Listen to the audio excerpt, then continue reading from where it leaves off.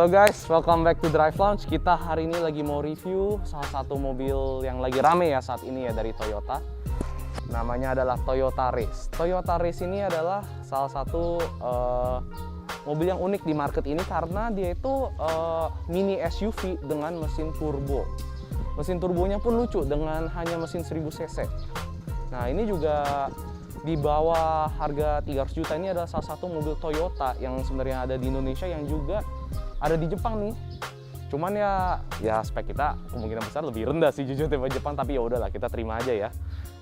Nah ini juga sebenarnya salah satu mobil pertama Toyota dengan sistem TSS. Ya, Toyota Safety Sense. Kebetulan yang kita mau review ini hari ini juga menggunakan sistem itu ya. Nah ini soalnya ini varian Toyota GR Sport. Nah cuman kita kali ini kita nggak mau lah review-review yang biasa. Kan udah banyak tuh yang review Toyota Race ya. Kita kali ini mau reviewnya lebih ke modifikasi. Soalnya ini bukan Toyota Race standar. Ada modifikasinya tapi lebih fokusnya ke arah daily use ya kita. Begitu sih. Mari kita mulai kali ya. Nah guys, kalau dari segi eksterior palingan yang paling kelihatan ini velgnya ya. Nah velgnya kita udah ganti, nggak pakai yang standar. Kan kalau ban standarnya pakai velg GR Sport yang hitam tuh ring 17 pakai ban Eco. Nah ini udah diganti karena biasanya ya ban Eco kan cenderung lebih berisik, keras gitu-gitu ya. Ya ada yang bilang empuk, ada yang bilang keras. Cuma gue pribadi menurut gue agak keras. Nah ini udah diganti pakai velg buatan garasi drift DNZ Type 1. Ini speknya itu ring 16, lebar 7, ET38. Dan spek ban yang kita ini ya jelas kita ganti dong bannya. Bannya ini kita ganti pakai GT Radial Savero SUV dengan spek 215 65 16. Nah yang jelas ini lebih tebal bandingin standar, walaupun kalau kita bandingin sama race yang non GR itu ring 16 nya ini bannya tetap lebih tebal dan lebih lebar. Secara overall ini kan kita kan modifnya lebih ke arah daily ya Pak, jadinya kita buatnya lebih fokus ke comfort sama silentnya itu. Soalnya ini bannya emang kalau menurut gue pribadi jauh lebih enak sih dibandingin standarnya. Selain itu kita lanjut ke belakang ya buat lihat ini modifikasi eksterior yang satu lagi. Nah guys, kita sekarang udah di bagian belakang mobilnya ya nih. Nah, kelihatan ya emang Race itu cakep belakangnya. Lampu belakangnya udah modelnya sangat gimana ya, bisa dibilang sangat Jepang ya desainnya. Dan juga ini udah pakai body kit GR Sport juga ya kelihatan ya. Nah ini sebenarnya sih emang dari pabrik udah ada spoiler. Nah cuman ini gue udah tambahin nih spoiler dari punya Auto Project udah diganti nih. Modelnya ya agak agresif seperti mobilnya lah, jadi cocok juga. Udah sih dari eksterior gitu aja. Mungkin kita lanjut ke interior kali ya. Nah guys, sekarang kita lanjut ke bagian interior ya. Nah ini kalau bagian interior sih yang dirubah itu banyak kan kosmetik. Ya namanya interior ya, kosmetik ya.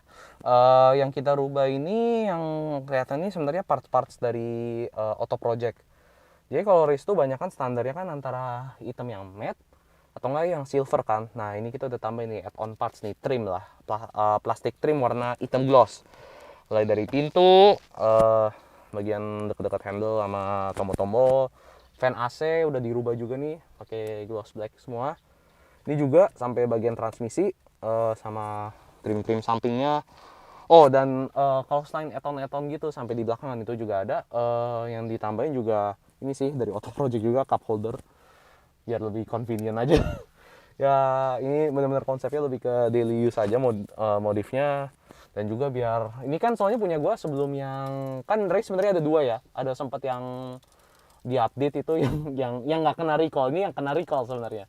Kalau yang nggak kena kalau yang kena recall itu dia itu nggak dapet branding GR tuh yang di mana-mana, yang ada di kursi, di setir, kalau nggak salah di ini deh di tuas transmisinya. Nah jadi gue iseng aja nambah, kan ini kan technically GR Sport kan, ya udah gue iseng aja nambah stiker nih di setirnya. Cuman kelihatan nih agak mulai kotok nih, mungkin ntar dipasang lagi tapi dikasih PPF kali ya biar awet gitu. Ini kan sebenarnya banyak slot yang masih kosong ya. Ini sebenarnya tapi gue belum pasang nih. Ada itu USB charger yang fast charging, ini bisa dipakai slotnya. Udah sih, udah itu semua dari segi interior. Mungkin kita ngomongin bagian yang serunya nih menurut gue nih tentang Race. Kita ngomongin bagian sektor mesin. Soalnya mobil ini udah lumayan dimodif juga sektor mesinnya biar lebih enak sehari-hari bener-bener. Yuk kita lanjut ngomongin mesin.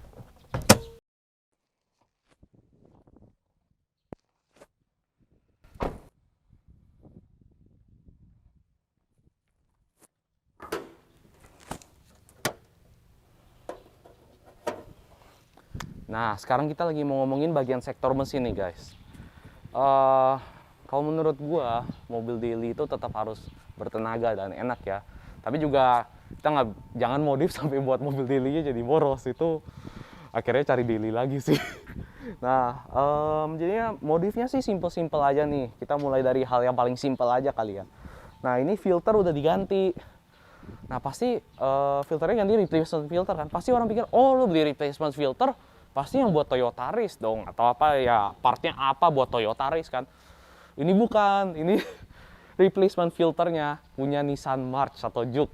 Kenapa gitu? Soalnya dimensinya sama persis sebenarnya. Dan harganya itu jauh lebih murah. Lu beli buat punya Race, pasti harganya sekitar 1 jutaan atau 800.000 paling murah. Ini cuma 200.000. Nah, itu ya yang penting kan muat dan aman. Ini benar-benar secure kok, fitmentnya nggak ada masalah. Nah, jadi buat kalian yang punya Race juga, kalau mau on budget itu cari replacement filter, cari aja buat Nissan March atau Juke. Tetap plug and play kok, no problem in fitting. Nah, habis itu yang kelihatan juga ini langsung pipanya ya. Bisa dibilang intake pipe atau turbo inlet pipe, soalnya nyambung ya langsung ke turbonya. Nah, ini custom pakai aluminium, diganti soalnya biar lebih responnya lebih enak juga dari bawah dan atas lebih efisien. Ya balik lagi buat gunaan hari-harian biar makin enak juga. Dan ini mobilnya juga diganti, downpipe-nya udah pakai custom downpipe, kayak 2,5 inci, dan di wrap pakai heat wrap. Nah, itu biar buat turbonya lebih cepat spool dia di RPM bawah dan di atas juga lebih efisien. Pakai heat wrap biar panas dari downpipe-nya nggak nyebar ya ke mesin ya. Soalnya nih mobil nih intercoolernya nih sangat kecil nih mobil ini. Jadi lumayan sensitif sama panas sebenarnya mesinnya. Kenapa nggak itu Kak? Kenapa nggak full system knalpotnya? Kan daily Pak, kalau kata Vincent. Nah, yang nanya siapa? Vincent juga. Nah, gitu sih. Ya sebenarnya sih ada kepikiran sih mau full, soalnya mobil ini sejak ganti downpipe suaranya agak garing tapi nggak berisik, jadi lucu. Dia malah suara 1000 cc-nya benar-benar keluar banget ini sekarang. Nah, habis itu sih paling selain itu ya modifikasi iseng-iseng lah, kayak grounding buat mobil Jepang kan biasa grounding bantu lah ya. Buat mobil Jepang biar lebih responsif gitu-gitu, biar elektrikalnya lebih stabil juga. Oh ya, saya lupa satu hal lagi, modifikasi yang dilakukan di mobil ini yaitu ultra lightweight pulley. Nah, itu gunanya itu biar tarikan bawahnya lebih enteng tuh mobilnya, torsi lebih dapat dari bawah, jadi gunaan daily enak banget jadinya. Nah, kita sekarang mulai dari ngomongin soal segi performa mesinnya nih ya, secara overall gimana. Nah, untuk tenaga standar mobil ini kan sebenarnya kan di angka 100 horsepower dan 140 Nm kan. Nah, cuman ini kan kita udah modif-modif gini, yang jelas kita gak diemin standar. Ini udah menggunakan piggyback sukaan semua orang Indonesia, yaitu Unichip. Nah, ini pakainya tipe Unichipnya Unichip X. Udah Unichip X tok, udah itu aja. Kita nggak pakai modul-modul lain. Nah, dengan menggunakan Unichip X dengan modifikasi yang kita udah pasang di mobil ini, sekarang tenaga race ini di angka dengan bensin Pertamax turbo ya, di angka 135 horsepower dan torsi di 185 Nm. Nah, dengan modifikasi ini semua itu sebenarnya udah peningkatan tenaga lebih dari 30% ya jatuhnya ya. Nah, tapi kalian jangan khawatir, pasti kalian mikir, wah ini apa? Berarti kalau pakai Pertamax naiknya nggak banyak dong? Nggak juga, ini sebenarnya kita waktu udah tes juga. Kalau pakai Pertamax ini angkanya di 125 horsepower, torsinya di 160.